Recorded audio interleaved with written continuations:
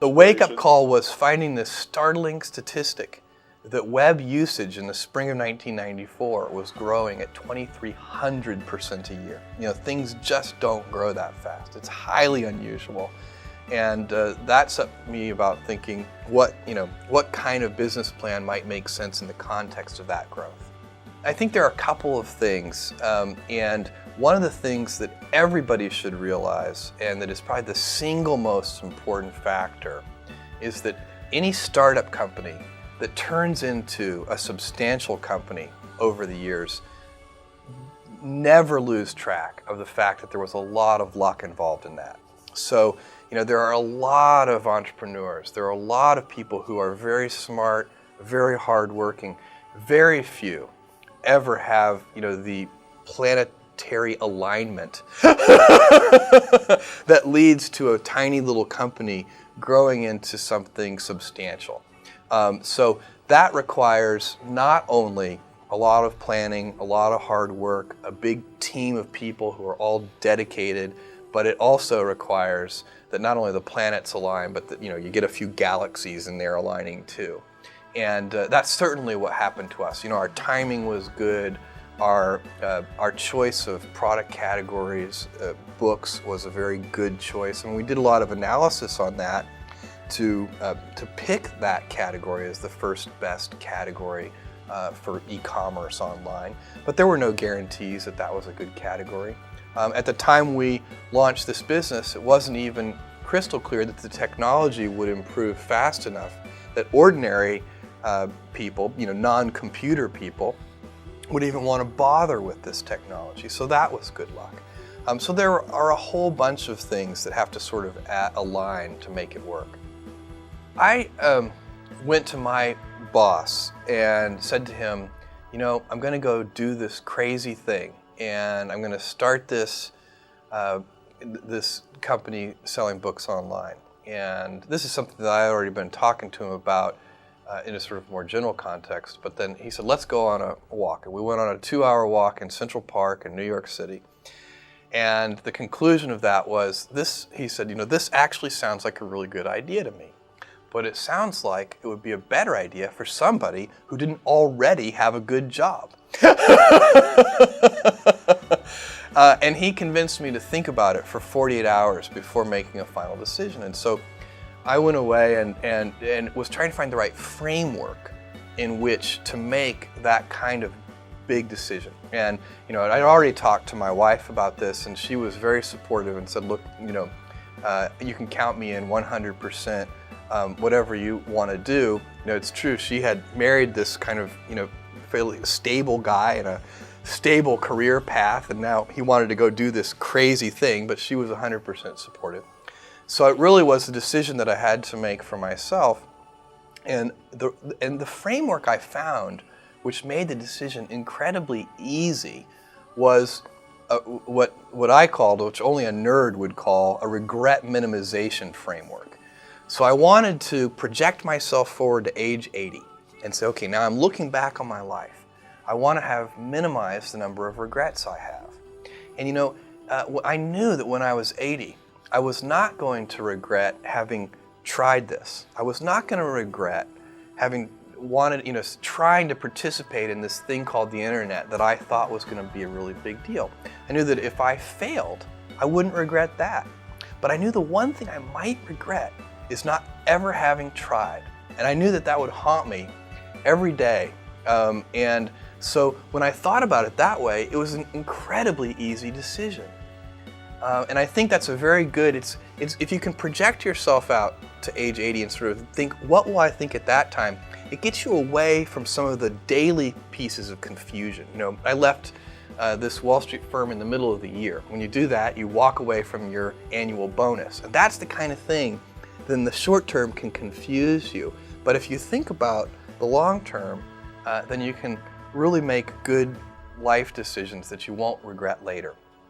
Most regrets, by the way, are acts of omission and not commission. I think most people when they're 80 years old, you can do bad things. You can go murder somebody, and that would be bad, and that would be an act of commission that you would regret. But most, everyday, ordinary non-murderers, their big regrets are omissions? Well, that blank sheet of paper stage is one of the hardest stages, and one of the reasons it's hard is because at that stage there's nobody counting on you but yourself. One of the things that is very motivating, today it's easy because we've got millions of customers counting on us, and thousands of investors counting on us, and then thousands of employees all counting on each other. But in that beginning stage, it's really just you, and you can quit any time. Nobody's going to care. And so you set about doing the simple things first. So you want to start a company. Well, the first thing you do is you should write a business plan. And so I did that. I wrote about a 30-page business plan. I wrote a first draft. In fact, I wrote the first draft on the car trip from the East Coast to the West Coast, and that is very helpful. Now, the business plan won't survive its first encounters with reality. It will always be different. The reality will never be the plan, but the discipline of writing the plan forces you to think through some of the issues and to get sort of mentally comfortable in the space. Then you start to understand, if you push on this knob, this will move over here, and so on. And so that's the first step. Tried to get a lot of the little housekeeping details done even before we arrived in Seattle. Called an attorney, actually. I called a friend who lived in Seattle, asked if he recommended an attorney. He said yes, he recommended his divorce lawyer. But that's who we used. It was a general practitioner and a small guy, a sort of small sole practitioner. He incorporated the company. He asked me on the cell phone, what name would you like the company incorporated under? I said, Cadabra, as in abracadabra. And he said, cadaver? And I knew then that was not going to be a good name. So we went ahead and incorporated it under that name. We changed it about 3 months later. I stopped in San Francisco and interviewed vice presidents of engineering, because that was going to be an important long lead time item. We needed to build the technology that would run the store, and found the person who turned out to be the most important person ever in the history of Amazon.com on that trip, a guy named Shel Kappan, who built all of our early systems with help from others, but he really sort of architected them and engineered them and just did a fantastic job. So that, so the initial hiring, writing the business plan, the initial hiring, getting the company incorporated, all these are, they're very, in a way, they're sort of, simple, almost pedestrian tasks, but that's how you start, one step at a time.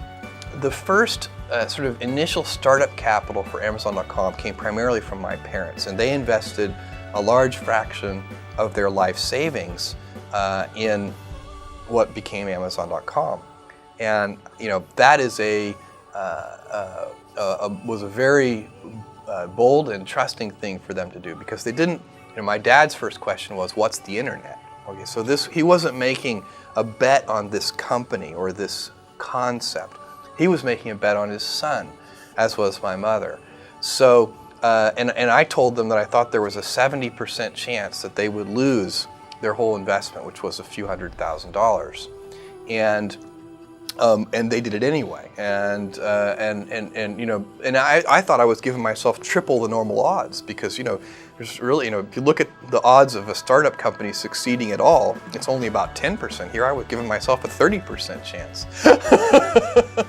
Startup companies need early planetary alignment, because there are so many things that can go wrong. And when we launched that store in July of 1995, we were shocked at the customer response.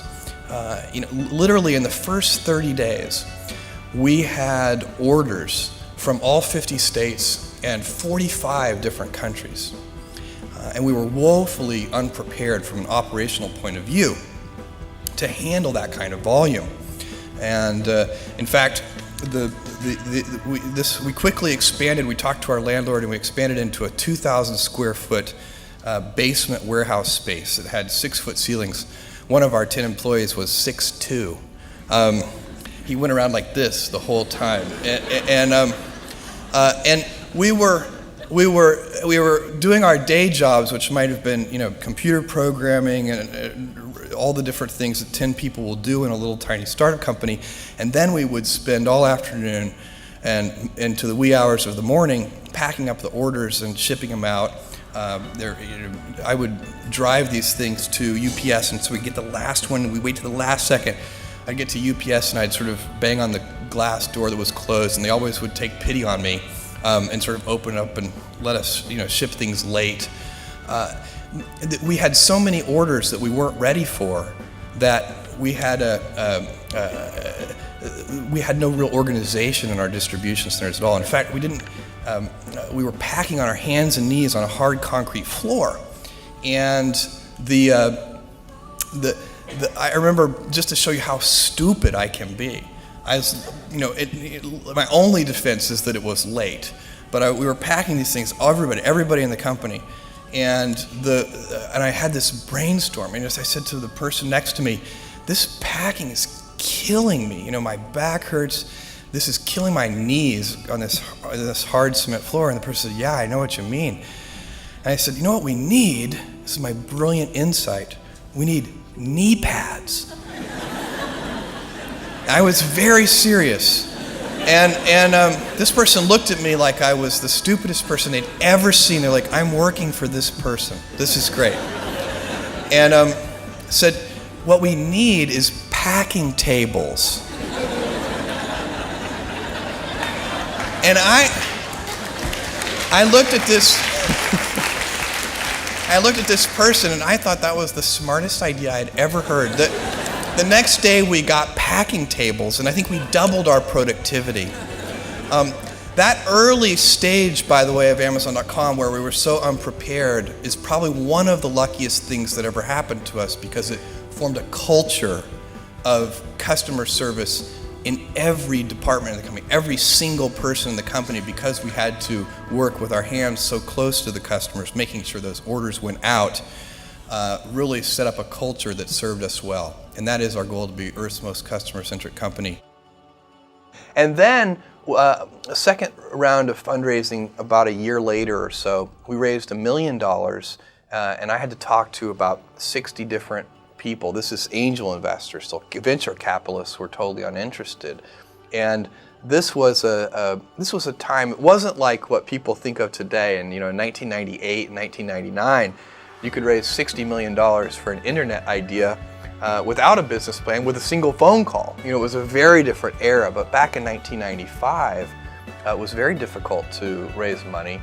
And by the way, it wasn't more difficult than it had been for the previous 20 years to raise money. It just was sort of normally hard. It's supposed to be hard to raise $1 million.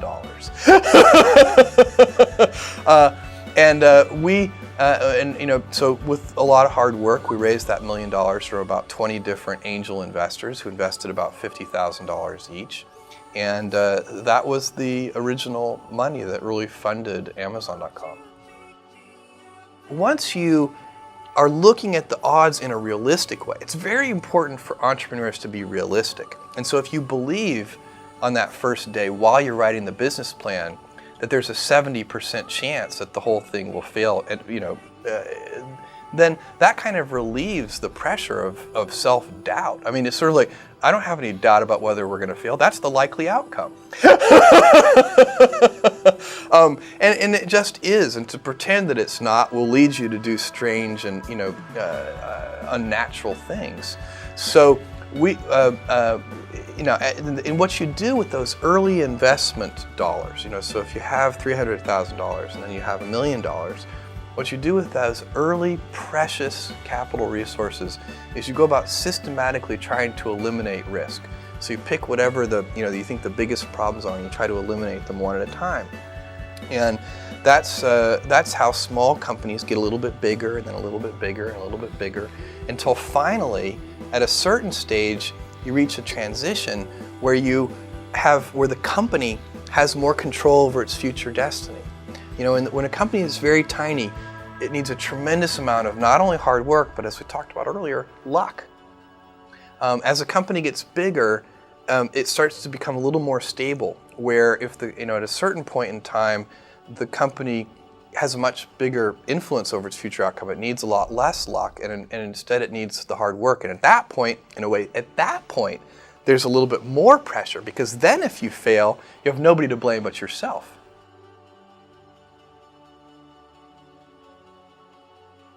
I had what I consider to be an idyllic childhood. I mean, I had two parents who loved me incredibly. I also had a tremendous amount of contact with my grandparents, my mom's parents. In fact, I spent all my summers on my grandfather's ranch, not far from where we're sitting right now, not far from San Antonio, and spent 3 months every year from the age of 4 to age of 16 working on the ranch with my grandfather, which was just an incredible experience. You know, ranchers and anybody I think who works in rural areas, they learn how to be very self-reliant, and whether they're farmers, whatever it is they're doing, they have to rely on themselves for a lot of things. My grandfather did sort of all of his own veterinary care on the cattle. We would repair the D6 Caterpillar bulldozer when it broke, and it had gears this big, We would build cranes to lift the gears out. So, and this is just a very common sort of thing that folks in faraway places do. And I think it was a great experience. I remember the very first occupation I wanted to be when I think I was about 6 years old is archaeologist. And this was even, I would like to point out, it's a point of pride, pre-Indiana Jones. And then I wanted to be an astronaut. And then later, by the time I was in my high school years, I wanted to be a physicist. And then by the time I got to college, I wanted to be a computer programmer. And that's actually what I studied in school. And that's kind of what's led me along the path I'm on. I had some family role models, and I had some other people, some sort of historical role models that I really looked at too. So certainly my grandfather was a serious role model for me. I just had spent so much time. I think you learn different things from grandparents than you learn from parents. It's a great. I would encourage anybody to try to spend time not only with their parents but with their grandparents. But I also had. Two people I always would read about were Thomas Edison and Walt Disney. Those were sort of my two biographical heroes. I've always been interested in inventors and invention, and Edison, of course, just for a little kid and probably for adults too, I still feel this way at least, is not only the symbol of that, but the actual fact of that, the just incredible inventor. And I've always felt that there's a certain kind of important pioneering that goes on from an inventor like Thomas Edison. And then Disney was a different sort of thing. He also, a real pioneer and an inventor and doing new things.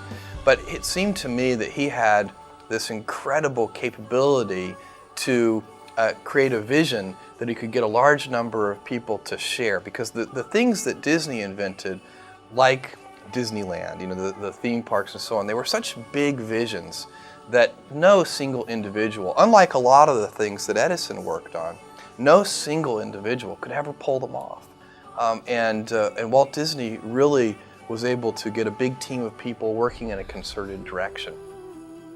I was a very nerdy and good student, so I was in the goody-goody class of students, and was always, very working hard, studying, always did my homework on time.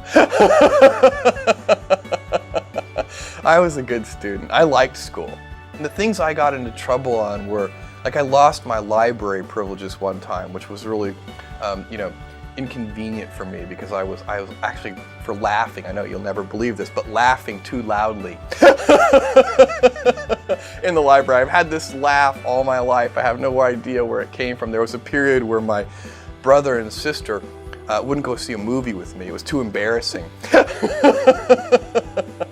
But no, I was sort of, probably unnaturally on the side of not getting in trouble. I mean, by the time I was in high school, we did some, some pranks type things, but they were the kind of pranks that at the end of the day, the teachers actually secretly loved, And I remember in 4th grade, we had this wonderful contest, which was, the people in the class, there was some prize, I can't remember what it was, whoever could read the most Newbery Award winners in a year. And I read through, I didn't end up winning. I think I read like 30 Newbery Award winners that year, but somebody else read more. And the standout there is the old classic that I think so many people have read and enjoyed, A Wrinkle in Time. And I just remember loving that book. Later, I was always a big fan of science fiction, even from when I was, in elementary school, reading various things, and loved, of course, The Hobbit and Tolkien's trilogy that follows on from that. And this little town where my grandfather lived in the summers, where I spent my time in the summer, had a tiny little Andrew Carnegie style library where all the books had been donated from the local citizens.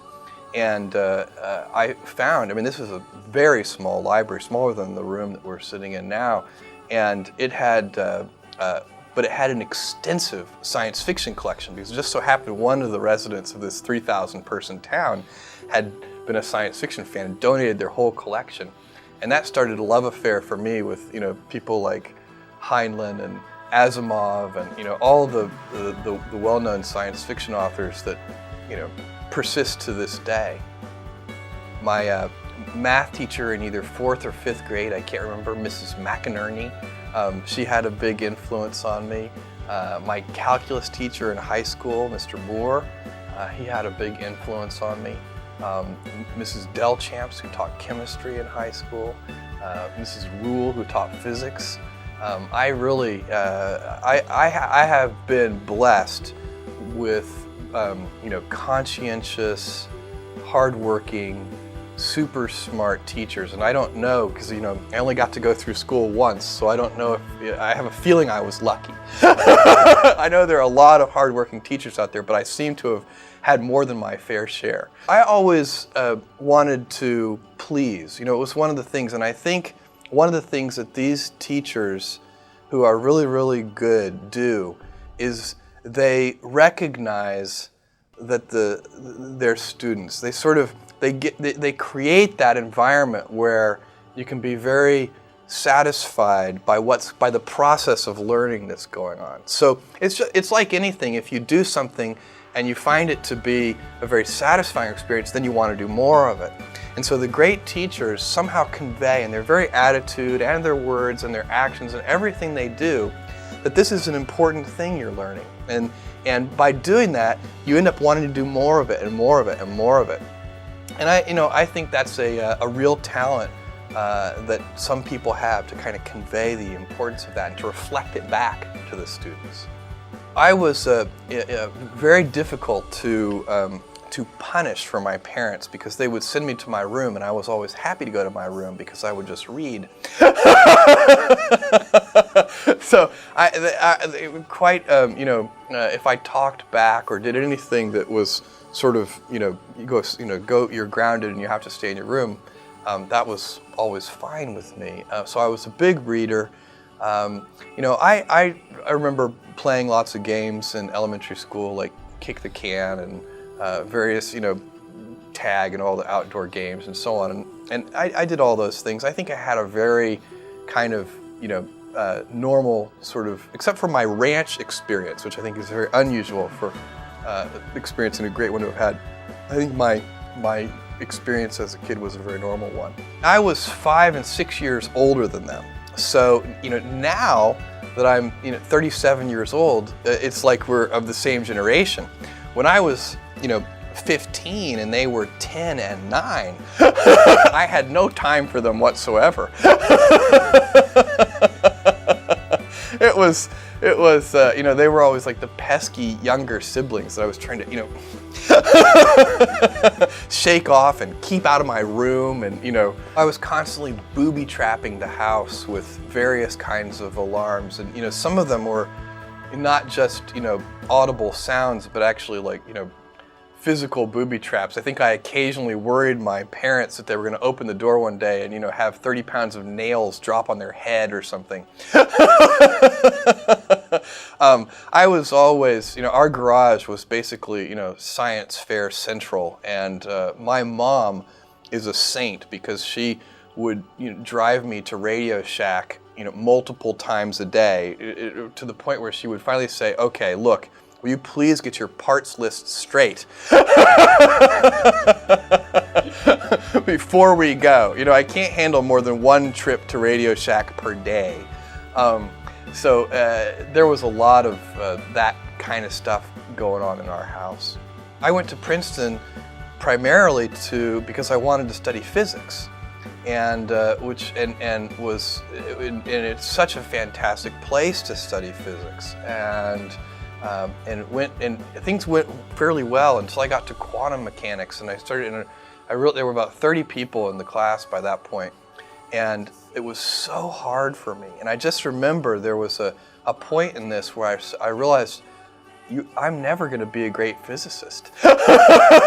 There were 3 or 4 people in the class whose brains were so clearly wired differently to process these highly abstract concepts in so much more. I mean, I was doing well in terms of the grades I was getting, but for me, it was laborious, hard work. And for some of these truly gifted folks, it was awe-inspiring for me to watch them, because in a very easy, almost casual way, they could absorb concepts and solve problems that I would, work 12 hours on. And it was a wonderful thing to behold. At the same time, I had been studying computer science and was really finding that was something where I was drawn to that more and more, and that turned out to be a great thing. So I found one of the great things Princeton taught me is that I'm not smart enough to be a physicist. I was very, very lucky because in 4th grade, which for me would have been about 1974, I had access to a mainframe computer. There were no personal computers in 1974, and there was a company in Houston that had loaned excess mainframe computer time to this little elementary school. And we had a teletype that was connected by an old acoustic modem. You literally dialed a regular phone and picked up the handset and put it in this little cradle, and nobody, none of the teachers knew how to operate this computer. Nobody did, but there was a stack of manuals, and me and a couple of other kids stayed after class and learned how to program this thing, and that worked well for maybe about a week. And then we learned that the mainframe programmers in some central location somewhere in Houston had already programmed this computer to play Star Trek. And from that day forward, all we did was play Star Trek. Well, that's actually something I should have mentioned, but I used a large portion of my elementary school free time hours not only watching Star Trek, the original of course, but also playing Star Trek. And everybody wanted to be, all of my friends, we all wanted to be Spock. And if you couldn't be Spock, then you would be Captain Kirk. And if you couldn't be Captain Kirk, then it started to separate. People wanted to be different. Some people wanted to be Bones. I never wanted to be Bones. I would take as my third choice, if I couldn't get Spock or Kirk, I would take the computer.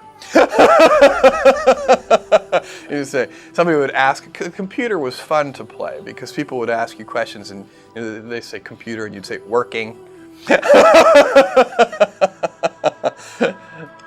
I think it's always hard to know why you're drawn to a particular thing. I think part of it is if you have a facility with that thing, then of course it's satisfying to do it, and so in a way that's self-reinforcing.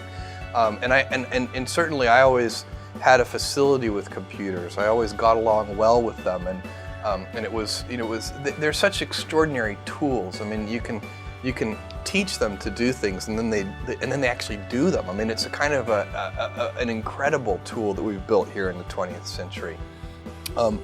And that was a love affair that really did start in 4th grade, And then by the time I got to high school, I think when I was in 11th grade, I got an Apple II Plus, and continued fooling around with computers. And then by the time I got to Princeton, I was taking all the computer classes, and actually not just learning how to hack, but learning about algorithms and some of the mathematics behind computer science.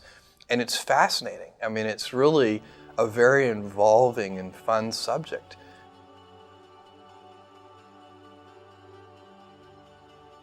I toyed with the idea of starting a company, and even talked to a couple of friends about starting a company, and ultimately decided that it would be smarter to wait and learn a little bit more about business and the way the world works. One of the things that it's very hard to believe when you're 22 or 23 years old is that you don't already know everything. It turns out, as I suspect, people learn more and more as they get older, that you seem to realize that you know less and less every year that goes by. I can only imagine that by the time I'm 70, I will realize I know nothing. So that was, I think, a very good decision to not do that. I went to work for a startup company, but one in New York City that was building a network for helping brokerage firms clear trades. It's a kind of an obscure thing, and it's not very interesting to go into, but it used my technical skills, and it was very fun work, and I loved the people I was working with. And then from then on, I started working sort of at the intersection of computers and finance, and stayed on Wall Street for a long time. Ultimately worked for a company that did this thing called quantitative hedge fund trading. So what we did is we programmed the computers, and then the computers made stock trades. And that was very interesting too. And that was where I was working when I came across the fact that the web was growing at 2,300% a year, and that's what led to the forming of Amazon.com.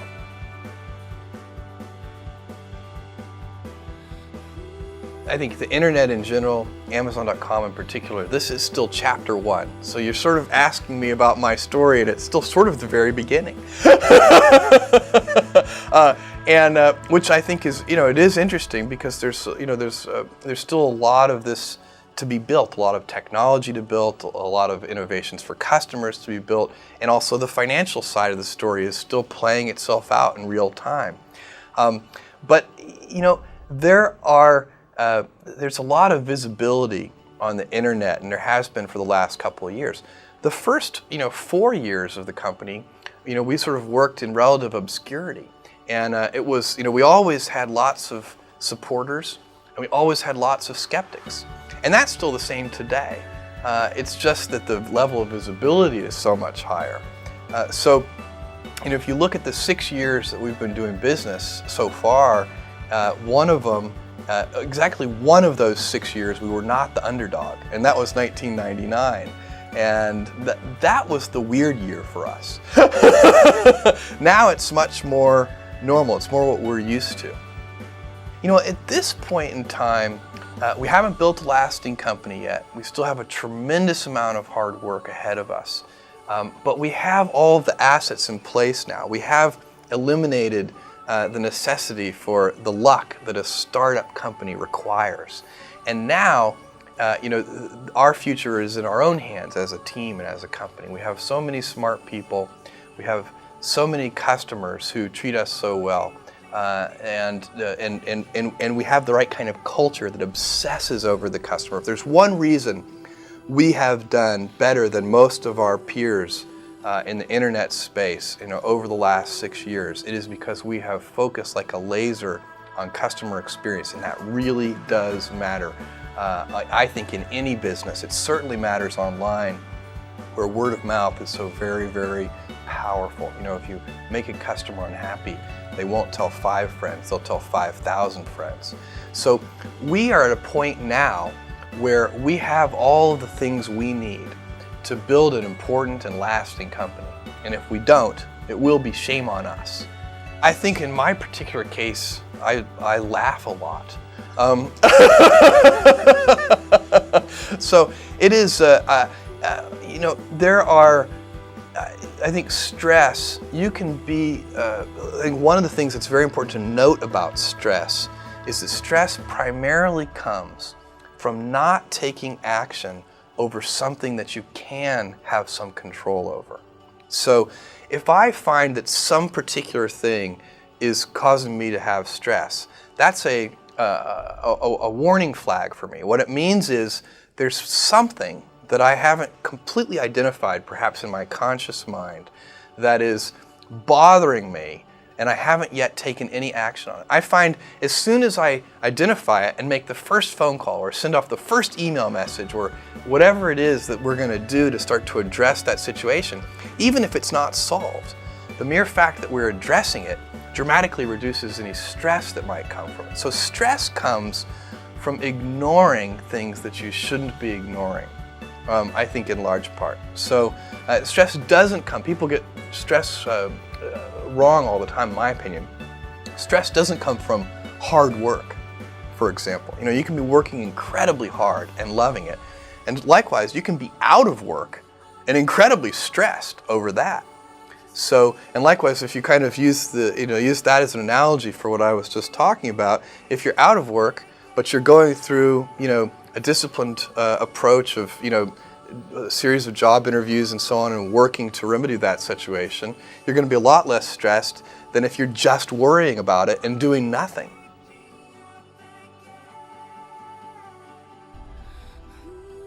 Well, I think, one of the things that I think people would be surprised to learn, and I don't know if this is true for everybody, but I suspect it is. And I think that at least at a certain age, the basic foundational things about people are largely set. And so, I'm a lottery winner of a certain kind. And I suspect if you were to go, survey lottery winners, you would find that the core things about them don't really change because they won the lottery. And I think that's probably, and I think people are always very curious about that. How does it fundamentally change a person when they win a lottery? And I don't think it does very much. One thing I find very motivating, and and I think this is probably a very common form of motivation or motive or cause of motivation, is I love people counting on me. And so, today it's so easy to be motivated because we have millions of customers counting on us at Amazon.com. We've got thousands of investors counting on us. And we've got, we're a team of thousands of employees all counting on each other. And so and that's fun. Do something you're very passionate about.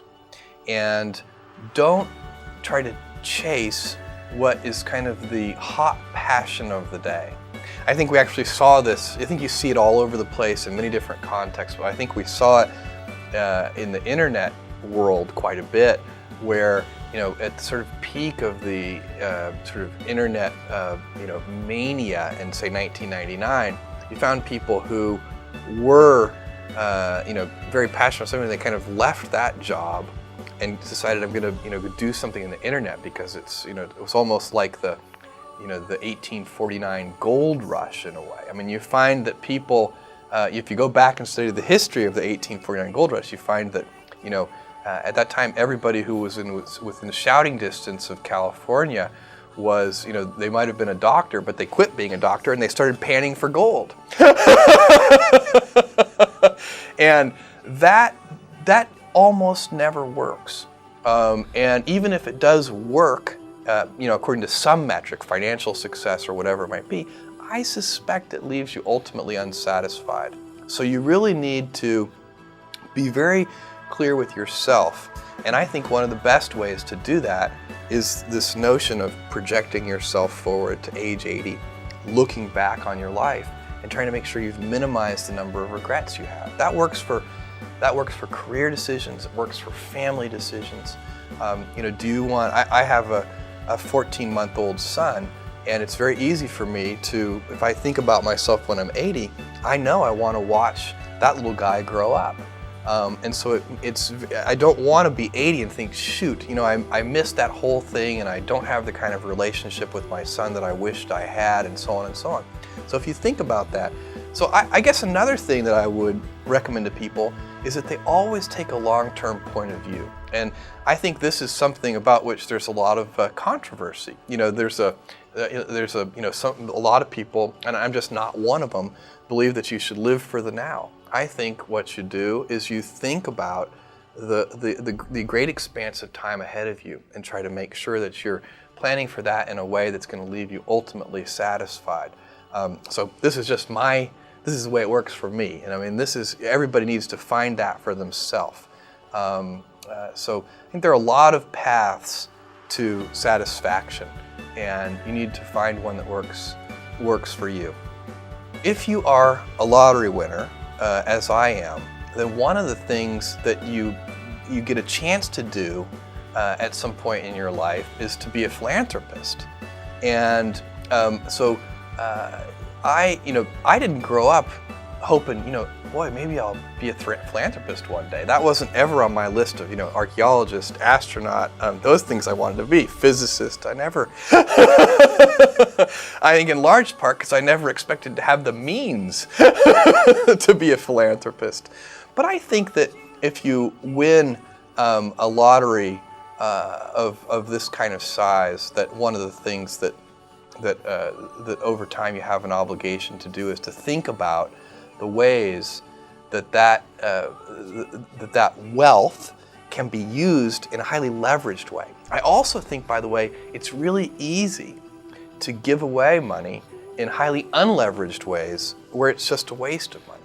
And I suspect that it takes as much sort of time, energy, focus, and hard work to effectively give away money as it does to get it in the first place. I think one of the things that's most important to me is, one of the notions that the United States was founded on, and that is liberty. So it's a very difficult thing. I mean, there's lots of very interesting stuff to think about in this regard, and it just so happens that a free market economy, sort of a capitalist system, which has a lot of liberty mixed in with it, that we all get to decide, how we're going to go about making our own living and so on, that happens to also be a very effective way of deploying an economy, so that you get an economy which mostly makes sense. Things mysteriously, because of that invisible hand, tend to work out. I remember there was a time, I may have these statistics slightly wrong, that a few years ago there was a heat wave in the South that killed 3% of chickens. And I think egg prices doubled because there were 3% fewer chickens. So that means that the number of chickens is roughly right, even though there's nobody deciding how many chickens there should be. All right, so that is a very interesting fact, I think, that a free market economy, which by necessity involves a lot of liberty, just happens to work well in terms of allocating resources. But imagine a different world. Imagine a world where some incredibly artificially intelligent computer could actually do a better job than the invisible hand of allocating resources, and were to say, there shouldn't be this many chickens, there should be this many chickens, just a few more or a few less. Well, that might even lead to more aggregate wealth. So it might be a society that if you give up liberty, everybody could be a little wealthier. Now, the question that I would pose is, if that turned out to be the world, is that a good trade? Personally, I don't think so. Personally, I think it'd be a terrible trade. And I sometimes worry about that, because I think it's a coincidence that that liberty tends to do such a good job of sort of creating an economy that functions well.